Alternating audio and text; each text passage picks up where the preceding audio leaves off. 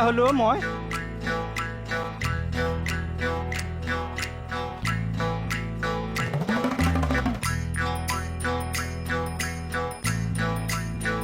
কৃষ্ণ হেৰা হেৰা মণি কি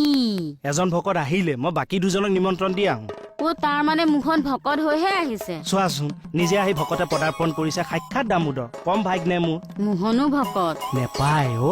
জীৱক হে জ্ঞান কৰিব নেপায় আজি শাস্ত্ৰই কি কৈছে যে কুকুৰৰ শৃগাল গদৰ ভৰো আত্মাৰাম জানিয়া সবাকো কৰি বা প্ৰণাম তুমি তেখেতক ভক্তিভাৱে শুশ্ৰূষা কৰা মই বাকী দুজনক নিমন্ত্ৰণ দিম খালি এটা কথা কি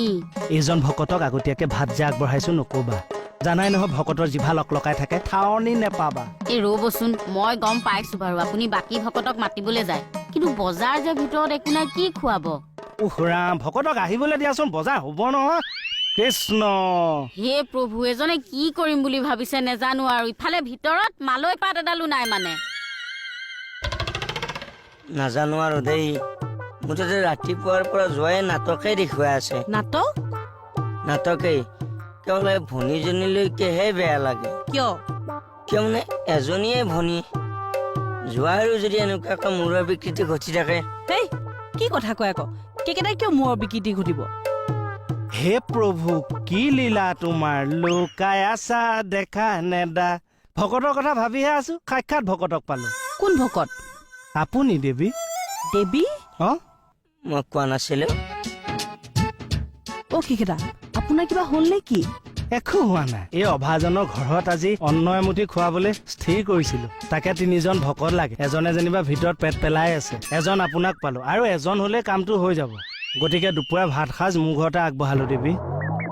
কি কথাবিলাক জানো কৈ আছে আপুনি মই কোৱাটোৱে হয়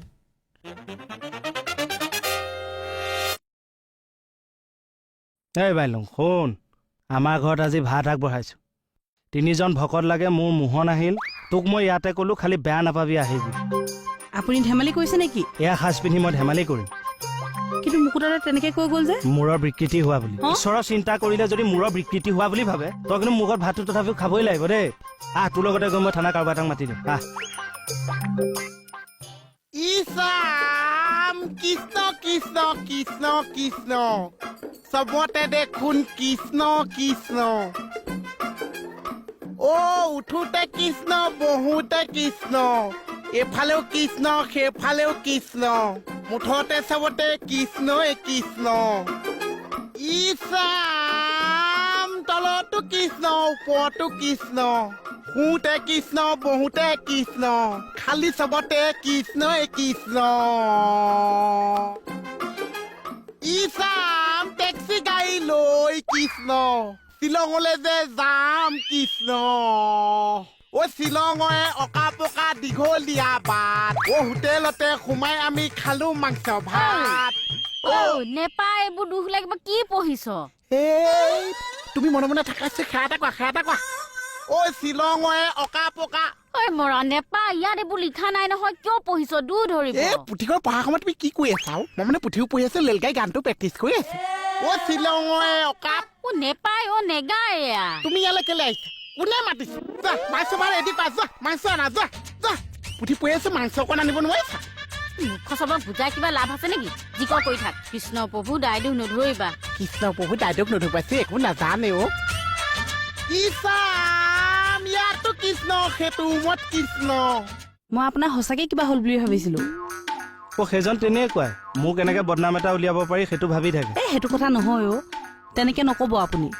আপুনি যিবোৰে কৈ থাকে সঁচাকে মানুহে কিবা হোৱা বুলিয়ে ভাবিব তই কাৰ ফালে মাত দিছে এবাৰ ক্লিয়াৰ কৰি দিবি নেকি কাৰো ফালে মতা নাই যিটো বুজিছো সেইটোহে কৈছো মই অ স্কাৰ্নিং হাইয়া ভকত এজন পালোৱে ভিতৰলৈ নোযোৱাকেই হ'ল কমল কেকেটা আপুনি আকৌ তাৰ আগতে এনেকুৱাখন কৰি নিদিবগে